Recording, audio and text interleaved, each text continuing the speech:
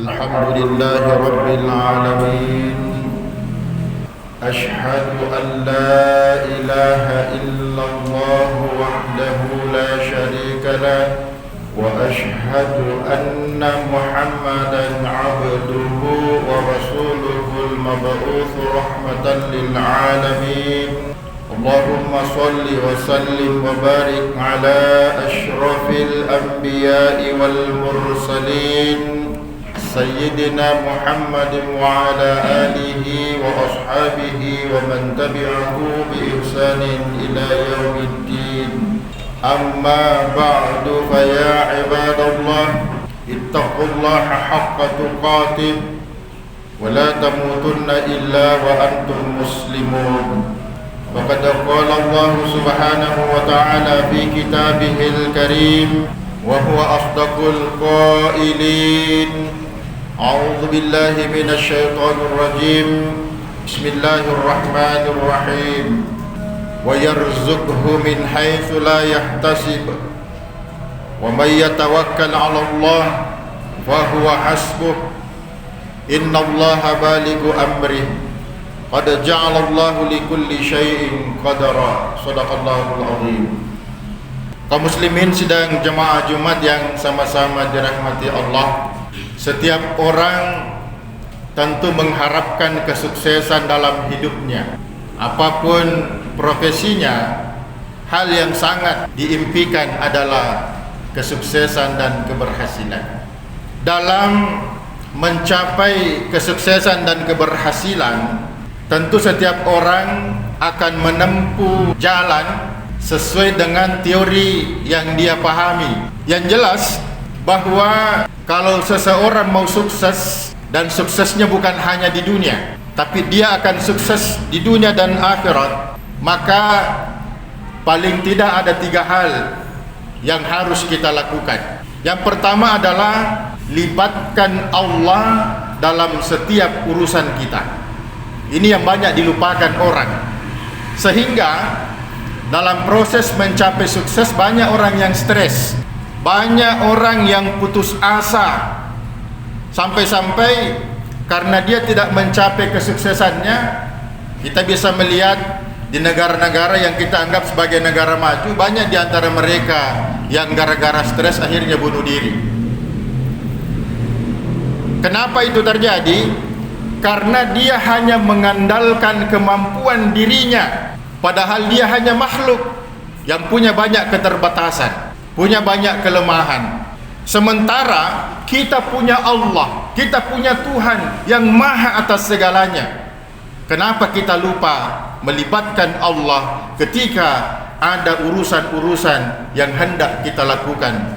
Di dalam Al-Quran surah At-Talaq di ayat yang ketiga, Allah Subhanahu wa taala berfirman, "Wa may yatawakkal 'ala Allah fa huwa hasbuh." Dan barang siapa yang bertawakal kepada Allah, bersandar kepada Allah, menyerahkan urusannya kepada Allah, atau dengan istilah lain melibatkan Allah dalam setiap urusannya, maka Allah akan mencukupkan keperluan-keperluannya. Allah akan mencukupkan kebutuhan-kebutuhannya. Dan kalau sudah Allah yang berkehendak mencukupkan, maka tidak ada kekuatan yang bisa menghalangi Allah untuk melakukan apa yang dikehendaki olehnya. Kaum muslimin sidang jemaah Jumat yang sama-sama dirahmati oleh Allah, makanya sebagai seorang muslim, tentu ketika kita hendak mencapai sukses itu, ingatlah bahwa setiap memulai aktivitas, senantiasalah kita mengingat Allah dengan membaca basmalah. Kita membaca bismillahirrahmanirrahim. Kalau makna dari bismillahirrahmanirrahim ini kita selami, kita dalami, maka insya Allah cukup ini saja sudah menghantarkan kita melibatkan Allah dalam setiap urusan.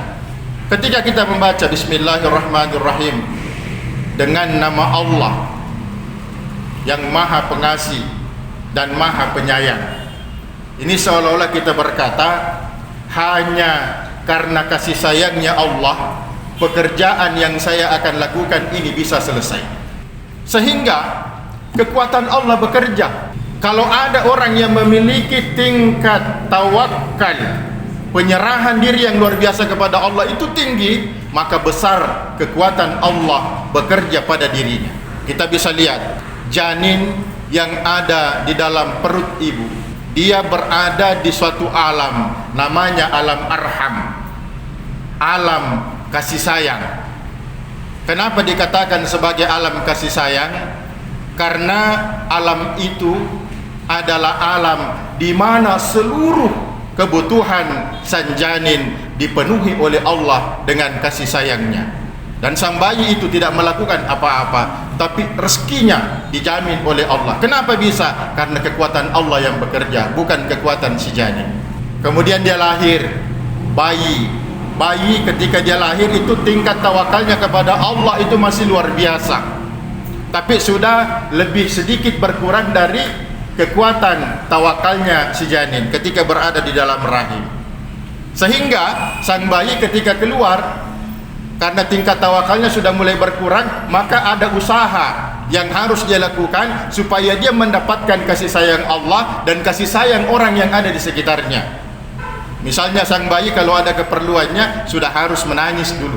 Menangis ini adalah tanda dari Allah Subhanahu wa taala. Jadi masih bekerja kekuatan Allah. Dengan menangisnya sang bayi, ini adalah kekuatan yang dari Allah Subhanahu wa taala diilhamkan kepada sang bayi, sehingga ketika ada hajat-hajatnya maka menangislah dia, dan Allah mengetuk pintu hati orang yang ada di sekelilingnya untuk menyelesaikan hajatnya sang bayi.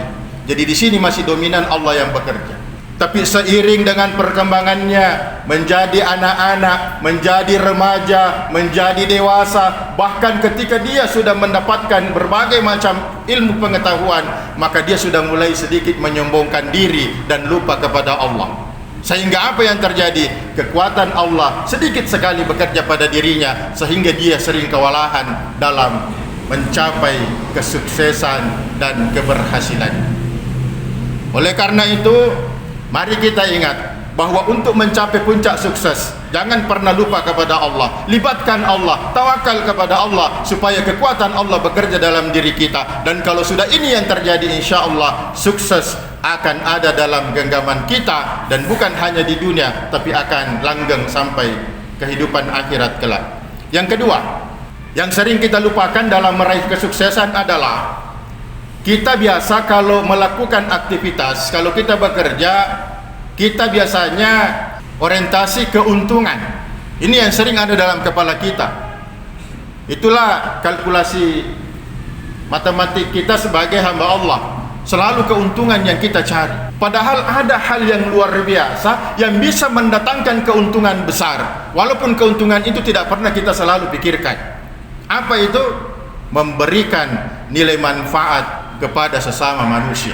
Artinya, ketika kita melakukan pekerjaan kita, niat kita adalah mudah-mudahan dengan pekerjaan ini saya punya manfaat besar terhadap sesama.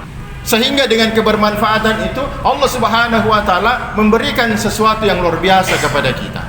Ini yang sering kita lupa. Ada seorang ibu, pekerjaannya menjual nasi campur, dan dia menjual nasi campur pada buruh harian. Jadi dia tempat mangkalnya itu adalah di sekitar orang yang bekerja sebagai buruh harian, yang notabene penghasilannya tidak terlalu besar. Sehingga ketika dia menjual, dia tidak menjual dengan harga yang tinggi. Jadi dia menjual di bawah harga standar. Akhirnya didapati oleh seseorang, lalu dikatakan, "Bu, kenapa ibu menjual dengan harga yang begitu murah? Bukankah harganya bisa diangkat sedikit supaya dapat keuntungan besar?" Apa kata sang ibu? Sang ibu ini berkata, "Saya menjual bukan kepada orang yang kaya, bukan kepada orang yang mapan, tapi saya menjual nasi saya kepada orang yang sesungguhnya mungkin banyak kebutuhan-kebutuhannya yang tidak terpenuhi. Cukuplah dengan saya memberikan harga yang murah, saya sudah punya nilai manfaat dan bisa membantu kehidupan mereka." Ini adalah niat yang suci, dan orang-orang yang seperti ini insya Allah tidak akan pernah ditinggalkan oleh Allah. Orang yang seperti ini ketika dia butuh sesuatu kepada Allah Subhanahu wa taala, Allah akan selalu hadir.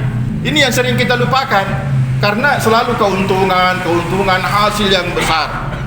Padahal ketika kita berpikir dengan pekerjaan kita ada nilai manfaat besar yang bisa dirasakan oleh masyarakat misalnya, maka itu akan memberikan hasil yang luar biasa kepada kita. Misalnya seorang dokter, kalau niatnya mengobati pasiennya adalah agar dia bermanfaat kepada orang yang sakit itu dan membantu kesembuhannya, prosesnya dipercepat oleh Allah Subhanahu wa taala, maka di samping jasa profesi yang dia dapatkan, dia pun mendapat pahala di sisi Allah. Dan rezeki yang didapatkan pasti berkah, dan dengan keberkahan itu maka akan ada kebahagiaan yang lahir dalam hidupnya. Berbeda dengan dokter yang orientasinya orientasi uang, dengan dokter yang orientasinya orientasi nilai kebermanfaatan kepada sesama. Itu berbeda. Mungkin hasilnya sama, tapi ada satu hal yang berbeda, yaitu kebahagiaan. Bukankah kita bahagia, Pak, ketika kita bisa membuat seseorang tersenyum? Maka dengan senyuman yang kita lihat di bibirnya, itu adalah kebaikan yang luar biasa yang bisa kita rasakan, kebahagiaan yang luar biasa. Belum lagi kalau bibirnya digerakkan oleh Allah berdoa, ya Allah lapangkan rezekinya, ya Allah bahagiakan rumah tangganya, ya Allah sukseskan anak-anaknya, ya Allah berikan kebahagiaan kepada mereka. Ini adalah sesuatu yang plus-plusnya luar biasa, dan ini pasti akan keluar dari bibir setiap orang yang kita bahagiakan. Jadi kalau orientasi kita adalah orientasi kebermanfaatan, maka luar biasa. Makanya Rasulullah SAW ketika menjelaskan tentang orang yang baik, beliau bersabda, khairun nasi anfa'uhum linnas.